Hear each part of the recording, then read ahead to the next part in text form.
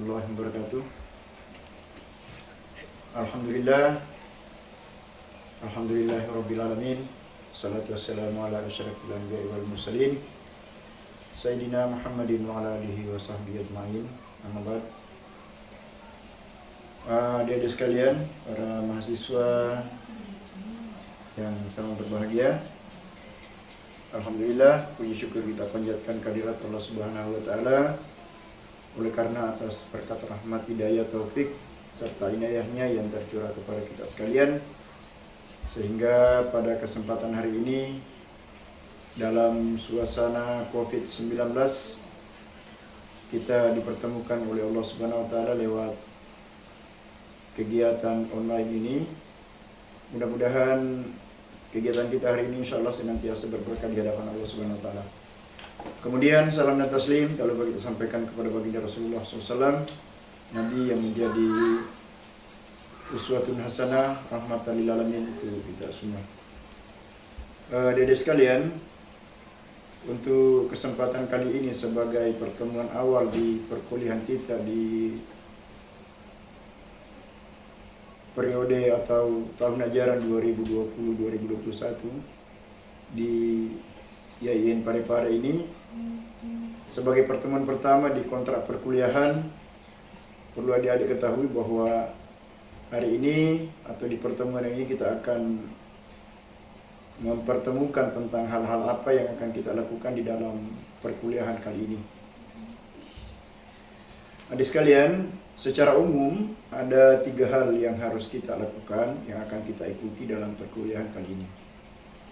Yang pertama adalah, karena ini adalah kuliah online, kita menggunakan aplikasi. Seperti yang adik-adik sudah lakukan kemarin di kampus melalui perwakilan mahasiswa, ada hal yang sudah disampaikan kepada kita secara keseluruhan bahwa aplikasi yang akan kita lakukan adalah menggunakan deadline. Sekalipun ini sudah kita lakukan, tentu ada yang lain kalau sekiranya hal itu bisa kita lakukan, seperti menggunakan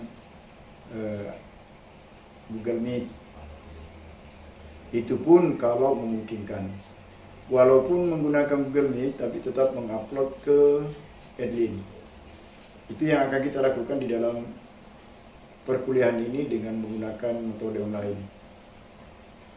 Yang kedua adalah materi perkuliahan kita pada semester ganjil ini. Di dalam semester ini ada 8 hal yang akan kita lalui secara keseluruhan. Di antaranya adalah di pertemuan yang kedua nanti setelah hari ini adalah kita akan mencoba memahami tentang di mata kuliah bahasa Indonesia ini kita akan memahami bagaimana sejarah perkembangan bahasa Indonesia itu sendiri. Di dalamnya kita akan memahami tentang asal-usul bahasa kita, bahasa Indonesia. Kemudian bagaimana perkembangannya. Perkembangannya diantaranya adalah bagaimana perkembangan ejaan, bagaimana perkembangan kamusnya itu sendiri, sekaligus bagaimana kegiatan-kegiatannya melalui kompresi-kompresi bahasa Indonesia itu. Kemudian yang kedua, materi kita pada pertemuan yang ketiga nanti adalah memahami tentang pedoman ejaan yang disempurnakan. Ini penting bagi kita karena inilah yang menjadi acuan di dalam berbahasa, mulai dari penggunaan huruf, yang kita pahami bahwa huruf itu ada 2 jenis, diantaranya ada namanya huruf vokal, ada namanya huruf konsonan. Sekaligus kita akan mencoba memahami bagaimana penggunaannya, dan kita akan memahami pula bagaimana pembentukan kata itu sendiri. Itu yang akan kita pahami dalam materi yang ketiga atau di pertemuan ketiga sebagai materi yang kedua. Adik-adik sekalian, materi yang ketiga yang kita akan pahami di pertemuan yang keempat adalah kedudukan dan fungsi bahasa Indonesia. Kedudukan dan fungsi bahasa Indonesia itu pada dasarnya ada 2 hal yang akan kita pahami secara umum, yaitu kedudukan bahasa Indonesia sebagai bahasa resmi dan kedudukan bahasa Indonesia sebagai bahasa negara. Kemudian Adik-adik juga akan memahami nanti bagaimana fungsinya, dan yang terakhir bagaimana perbedaannya dalam penggunaan bahasa Indonesia, baik sebagai bahasa nasional maupun sebagai bahasa resmi. Itu hal yang ketiga, materi yang ketiga kita pahami nanti. Kemudian yang keempat adalah kita akan mencoba memahami materi kalimat efektif. Nah, di dalam kalimat efektif ini yang akan saudara pahami adalah bagaimana unsur-unsurnya, kemudian bagaimana cirinya kalimat efektif itu sendiri, dan bagaimana polanya. Jadi nanti perkuliahan kita akan mencoba memahami pengembangan daripada kalimat efektif tersebut. Materi yang kelima di pertemuan yang keenam adalah adik-adik nanti akan mencoba memahami tentang paragraf. Ya, di dalam paragraf ini tentunya kita akan mencoba melihat ciri-ciri paragrafnya, kemudian fungsi paragrafnya, dan jenisnya. Karena paragraf itu jenisnya ada yang berdasarkan letak kalimat topiknya, ada yang berdasarkan sifat isinya, ada yang berdasarkan posisi dan fungsinya. Dan yang terakhir yang kita akan pahami dari paragraf adalah syarat-syarat dari pembentukan paragraf. Jadi nanti ini akan kita mencoba memahami secara umum, secara luas dari bagaimana paragraf itu sendiri. Kemudian materi yang keenam di pertemuan yang selanjutnya, di pertemuan ke-7 adalah kita akan memahami surat. Ya, kita akan memahami surat. Nah, di dalam materi ini nanti adalah adik-adik akan memahami tentang jenisnya. Ya, jenisnya. Ada yang berdasarkan isinya, ada yang berdasarkan sifatnya, ada yang berdasarkan yang lain. Kemudian setelah kita memahami jenisnya juga kita akan mencoba di dalam materi berikutnya nanti itu kita akan mencoba memahami bagian-bagiannya. Ya, mulai dari bagian-bagian dari surat itu sendiri. Kemudian materi yang ke-7 yang nanti adik-adik akan pelajari di dalam perkuliahan kita adalah memahami tentang makalah. Nah, di dalam makalah ini nanti setelah adik-adik diberikan pemahaman tentang makalah, nanti diharapkan kepada adik atau kepada mahasiswa itu mencoba membuat secara perorangan makalah berdasarkan pemahaman nantinya yang adik-adik pahami tentang bagaimana penggunaan makalah itu. Sekaligus tugas yang akan Anda dapatkan nantinya itu mungkin bentuk video kah yang adik-adik buat, kemudian dikirim melalui admin. Nah, di dalamnya itu adik-adik akan coba memahami bagaimana kerangkanya, bagaimana langkah-langkahnya, bagaimana ciri-cirinya, serta bagaimana cara menyusunnya. Nah, nanti di perkuliahan kita akan mencoba memperjelas hal-hal yang akan kita pahami dari makalah itu sendiri. Kemudian materi selanjutnya adalah materi resensi. Ya, materi resensi. Saya kira hal ini tidak lazim, sudah tidak langka bagi adik-adik, karena di bangku sekolah menengah atas kemarin, bahkan di SMP, adik-adik sudah mempelajari dari guru bahasa Indonesianya tentang bagaimana itu meresensi.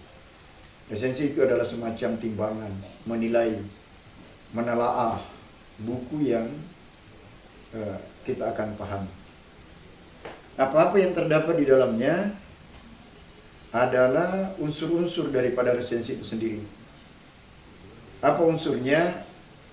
Di antaranya pada saat Anda akan menyusun atau meresensi buku, yang pertama adik akan memahami tentang bagaimana menetapkan judul, bagaimana menentukan identitas, bagaimana riwayat kepengerangan, bagaimana sinopsisnya atau ringkasannya dari isi buku yang kita ulas. Kemudian selanjutnya kita mengulas mengenai kelebihan dan kekurangan buku itu sendiri. Dan yang terakhir adalah penutup dari resensi yang kita susun. Adik-adik sekalian, jadi dari 8 materi ini, inilah yang akan kita lakukan selama perkuliahan 1 semester ini.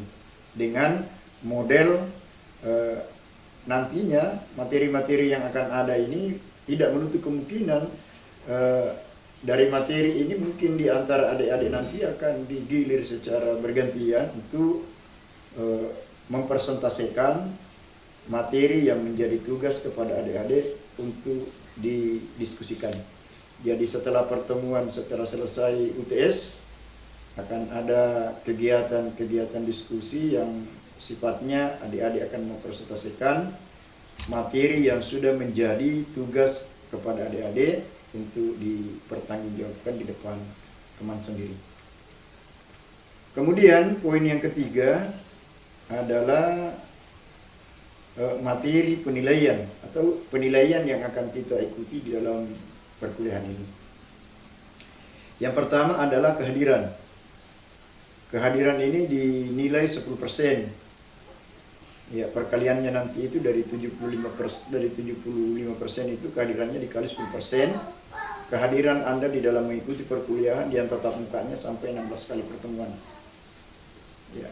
Kemudian kehadiran ini pun juga sangat menentukan kepada adik-adik bahwa manakala tidak mencapai target, tentu adik-adik tidak akan bisa mengikuti final pada saat di akhir perkuliahan. Kemudian yang kedua adalah tugas.